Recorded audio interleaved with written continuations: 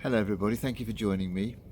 The Butterfly Conservation Society has asked us to do a count of butterflies.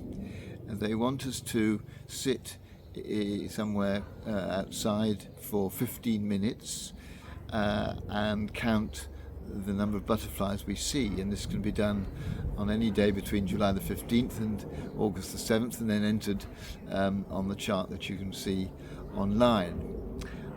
I did this and came up with the rather unimpressive 2. Well, actually, I think it was probably only 1 because the butterflies seemed to go next door and then come back again. But the beauty of sitting quietly for 15 minutes, just looking and listening, was very good for my well-being, and I recommend it, if only for that reason. But I must admit, though I tried not to, my mind did wander, and I remembered the saying that if a butterfly flaps its wings in Peru, then there'll be a tornado in China, or was that effect.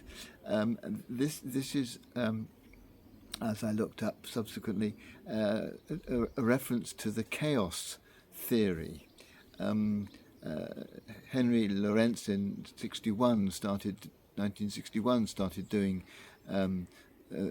these studies because he was working on simulating weather patterns on his computer, and he discovered that though he could predict the weather in many ways, there were very small things which, if at the beginning of his simulation were different, meant that he could not predict how the simulation would come out at the end. In other words, if a butterfly flaps its wings in Peru, would there be a tornado in China, or wouldn't there be?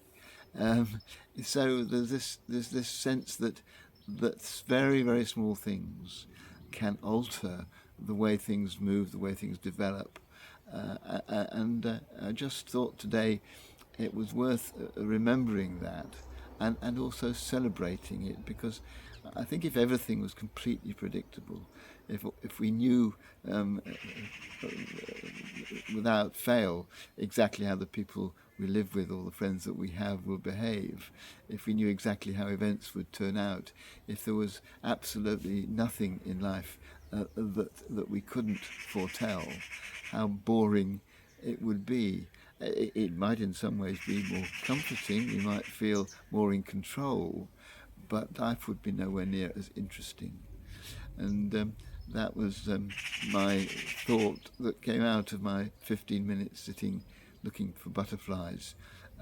I recommend that you do the same perhaps, and see what thoughts come to you. They won't be predictable.